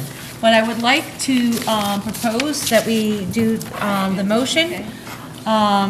Which is discussion and possible action regarding implementation of a one-year pilot transition K program for the 2019-2020 school year. Can I have a second, please? Second. Either one of them. They said at the exact same time, Ms. Gerald, and I was there to witness it. Somebody should first, and I read it. First? Yeah, I'll give the other one to Jane. Okay, so All Andrea right, first, and then... Andrea made believe she read it.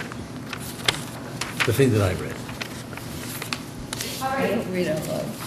Discussion? All right. Don't believe you. So the board had asked us a few pretty important questions about piloting and implementing the Transition K. And I had given you a budget summary, and that was a summary that could be used for Transition K or in the future if you wanted to do further pre-K. I had talked about if there was a need for an additional teacher, what that would cost, and looking at our numbers, there may or may not be a need for an additional teacher. So if there is, in kindergarten, our kindergartens are pretty full, but there is one school that looks like their first grade numbers are not what was expected. So there might be a teacher that we could have do this. But in the meantime, I did call my specialist from the State Department who runs Title I, and I asked him if we could carve out some of our district funds to use for early childhood. And I explained what we were trying to do, and he said, absolutely. So we have some funds that were district funds, so we have the 3 Title I schools, and they get their funds, and part of that is for social workers and tutors and a lot of intervention work. And then we have also district funds, because we have children across the district that also have significant needs. So my feeling was that we needed to support the whole district through this Title I grant. So we have carryover of monies that weren't spent. I think a lot of it was around PD because we have all these other grants. So I can use that carryover along with what's expected to come in next year, and that will support everything that you see on this page. But we might not need that if those numbers don't go up. So we might be able to use staff that we already have. So that's still not answered. I have worked with the transportation department, and in really talking to Patty, she says to transport without added cost, it's better to use either the magnet schools or schools that have preschools in them. So our next steps, and I've got a form that says Transition K next steps upon approval of the Board of Ed. We'll need to create a communication plan to inform parents.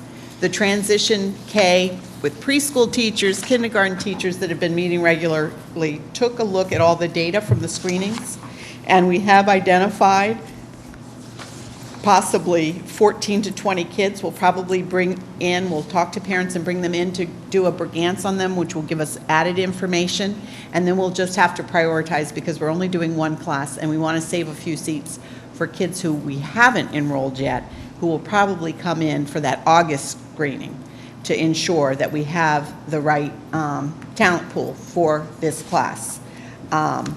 So we have reviewed some data, but we're going to do a deeper dive and review it even further.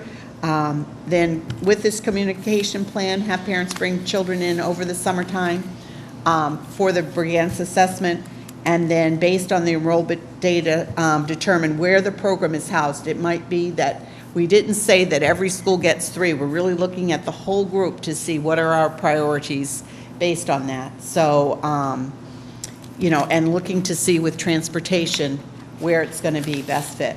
If it happens to be at the school where they might have that extra classroom and, less need in that first grade, that might work out just beautifully. But if that doesn't work out, then we'll look at the magnet schools and we'll look at the, the enrollment.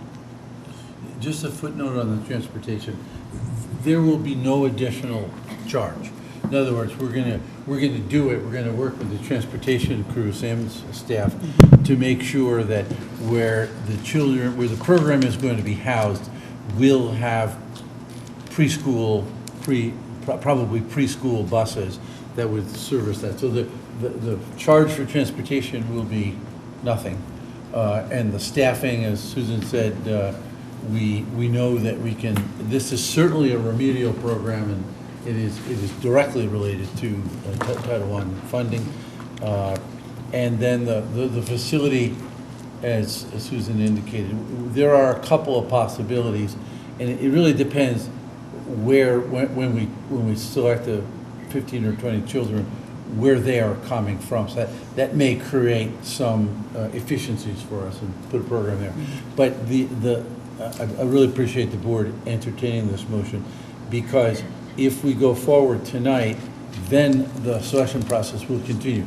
Reach out to parents, do the Brigance, which is a little more sophisticated early childhood assessment, figure out who these children should be, communicate all of that, leave some spaces open for the people who are coming in August, and then if we launch it with your approval, we will come back in November, and then in February, and then in May to tell you how the pilot is going. Yeah, I would love to hear, as the numbers go, so I wouldn't mind just having I'm sure we're going to have regular conversations, but do we as a board, do we feel like they have come back and answered our questions in terms of the budget and stuff? I feel really satisfied.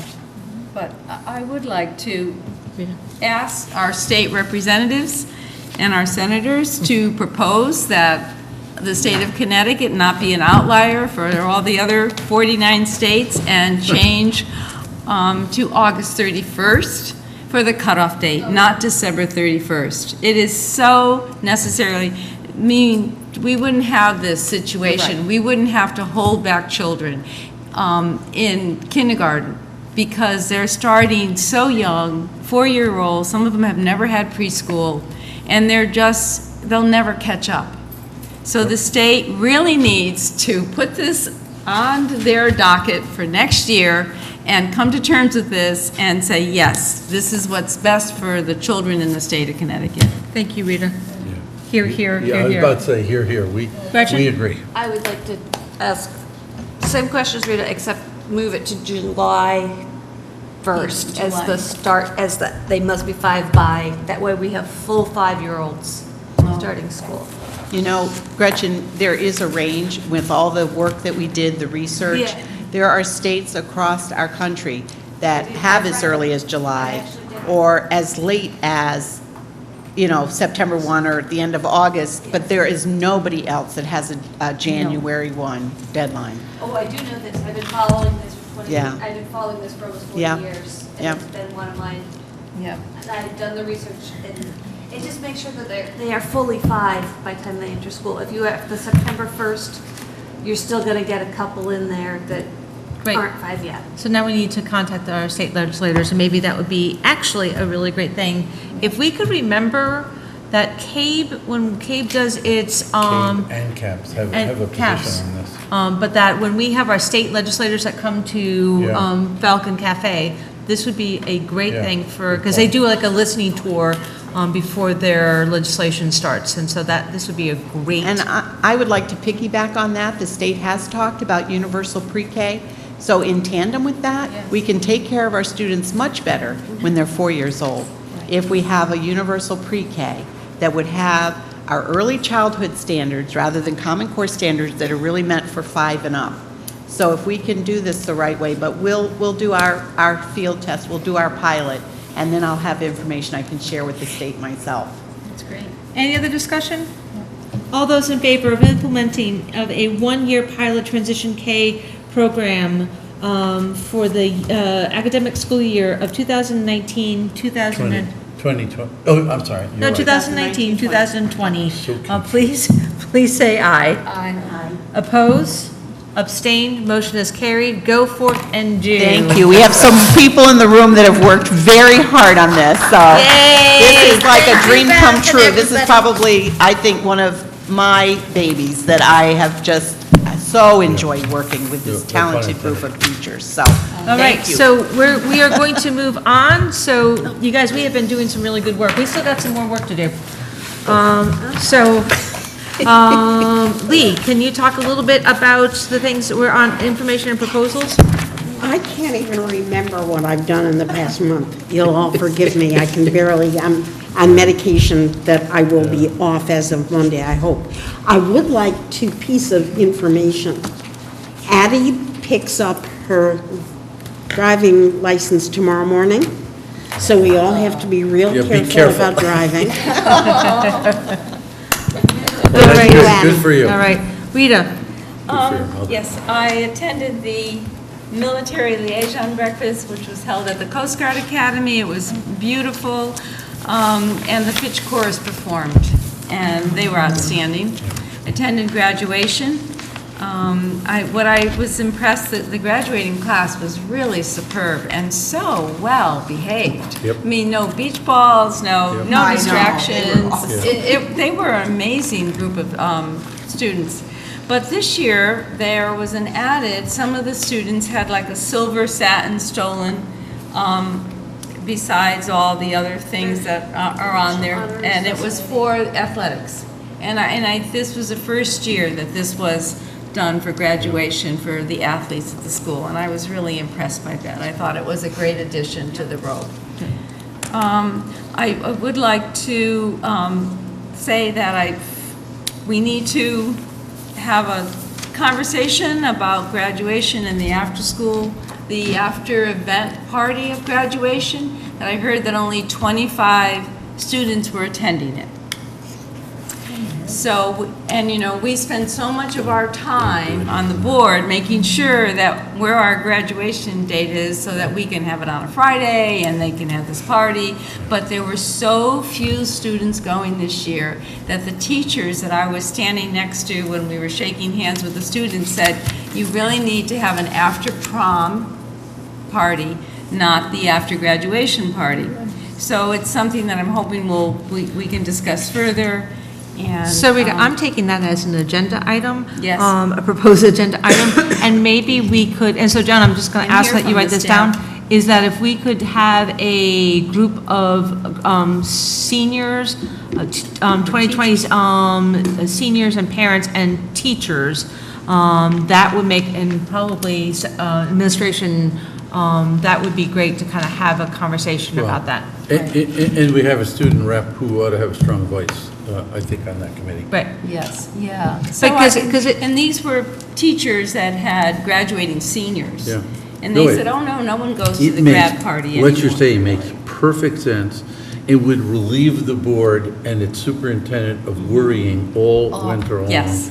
That we have too many or too few snow days. Well, I mean, every good thing can run its course, right? And so it really served a purpose for multiple years, and maybe it's time for us to kind of reinvent that. So thank you for that, and I will move that on the agenda. It was very interesting. I was very surprised because when my children graduated from Fitch, everybody went. There maybe would be one or two in a class, but then when I heard they barely had 25 this year, I thought, oh my, for us to worry so much about graduation. Well, it does make sense because so many families have relatives in and they're doing family parties or they're doing a family dinner or something like that for that particular night. And some other towns have already changed around us. I know Guilford has to the after prom party as opposed So we're going to have it in an agenda item. Do you have anything else? No. All right, Gretchen. Graduation was lovely. I liked the all red. I thought that made them it was very lovely. Yeah, They all came out together. And I can say they were so well behaved. They were just great kids. I'm so pleased. And we've had great video and... Right. Anything else? Jane? We're moving fast forward here. Well, it's late, I know. I'm no, it's joking. not late. I'm not trying to sculpt anyone's voice. The art gallery reception was wonderful. I got there a little late, and I had a bird's eye view from the hallway looking in. That was so much fun watching the kids and the parents. It's a wonderful celebration for so many kids. The IB ceremony and luncheon at Fitch High School was great. those kids have every reason to be proud of their accomplishments on that. It truly was a wonderful recognition. The meetings are on right now, curriculum committee meetings, negotiation committee meetings. I'm busy with both. And the celebration that we all went to for the faculty and staff from all schools was wonderful too. I'm using that word too much, but great celebrations here for good reasons. Yep. Andrea? I did all of the things that everybody did, so I'm just going to run through them quickly. I so appreciate the art gallery opening, and I know that my husband does too. It's a wonderful tribute. I went to the IB ceremony, or luncheon, that was fabulous. And of course, at the Coast Guard, the Fitch choir was just wonderful. And that was a wonderful celebration of all of our citizens who do so much for our community. The scholarship night was wonderful. I have to tell you a little story. I know we're in a hurry, but I struggled when I was going to give my award because I didn't know who was going to get the award. I don't know that until that night. And I thought I was going to say that Sue Chase had come to me when I retired and said, "We know that you don't want a party, so we'd like to start a scholarship in your name." But when I got up on stage, I didn't say Sue Chase. I just said the teachers. And when I saw who got my award, it was Megan Clabby. And Megan Clabby is a second cousin to Sue Chase. No kidding. So that is so wonderful. Wow. So I went to Dr. Howley's retirement. Yes. And that was fabulous. It was just wonderful. And then, of course, the graduation was just beautiful. And I wanted to give a special recognition to Brittany Toussaint, who was the class president for so many of those 4 years at Fitch. And I think it's her presence and her very being that contributed to the way the students behaved. And I think I've covered all the wonderful things. And I'm going to take this opportunity to talk about a very sad occurrence that happened just this past week. I really want the community to know that one of our teachers at Westside, Lola Collette, lost her daughter, Shelby Olson, to a car accident this past week.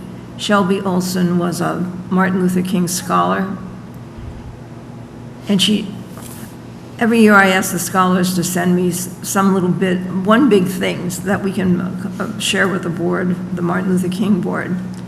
And Shelby sent me from her college, where she was at Emmanuel in Boston. Her one big thing was that both semesters of her freshman year were 4.0s. So there are going to be the calling hours are tomorrow night at Neelan Funeral Home in Niantic, and the calling hours are from 5 to 7. And then there's a mass of Christian burial on Wednesday at 10 o'clock at Our Lady of Lourdes in Gales Ferry. Andrea, thank you for grounding us to that, and I really do appreciate you sharing that because it was an unimaginable loss. I do want to share that I did receive a correspondence from the mayor looking for either the chairperson or a designee to a committee that she's forming to look at buildings. And I think that originated not only from the liaison, but also when we had a joint meeting with the town council and the RTM. And I have actually agreed to take on and to be part of that committee. And that sort of piggybacks on the fact that For those of us, when we were having meetings, there was a lot of confusion about Pleasant Valley. And so Dr. Grenier and John Burt and the mayor and I got together for just a really short time just to kind of say, okay, so really what needs to have happen and why. And so I think that, and Sam, you mentioned that in the report, in your report, and I believe in July, we are going to have a meeting, we're going to have a motion to turn over the Pleasant Valley to the town.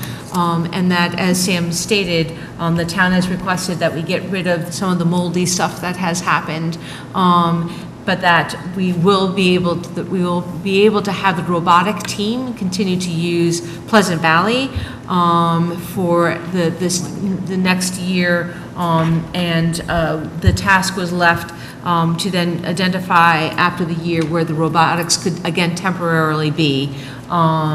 To move into a more permanent place, and there are some ideas about that.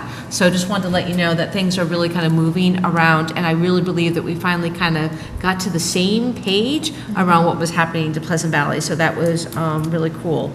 I was not, because of other obligation, able to make the graduation that occurred on Friday, but I was very honored to be able to represent us to the adult education graduation ceremony that was on Thursday at Westside Middle School. And what it was, and I know that Dr. Grenier talked about that in the board notes, so I'm not going to repeat, but it was just an absolutely inspiring meeting of, was it 19? 18 people got earned their high school diploma. So it was actually just really, really cool. And Lee White, I just wanted to say, go in healing. May the universal light of healing happen for you. And I love your optimism and that's what's going to carry you through. You're a braver woman than me. So I just want us to pay attention to the fact that even though it's summer, and I know that Sue and Sam have talked about that we're still busy, we're actually still very busy as well. But just know that the committee of the whole meeting on July 8th has been canceled, and that July 1st, which is not on here, the board is going to go into executive session to go over the superintendent's evaluation that Andrea and her committee was able to kind of condense into a smaller version. So come to that as well. And I know that you probably will not be available for July 1st since that is your surgery. Evaluation will be. But I wanted to also say, when I got my packet on Friday, I got a copy of Amphora. Yes, I wanted to say that. I Thank you. continue to be just amazed at our kids. Yep. It was great stuff. It was beautiful. Great just stuff. Beautiful. You have some stuff in it? Last year, I remember you did. Yeah. So outside of the agenda item that was about the graduation party, are there other things that we need to add to the agenda? If not, I would like to make a motion that the board goes into executive session to go to, let me just read it to make sure that I'm correct, regarding discussion of the assistant superintendent's contract. And the person that we are going to invite into would be to Dr. Grenier. Can I have a motion? Second. It's seconded. All those in favor? Aye. Okay, so moved.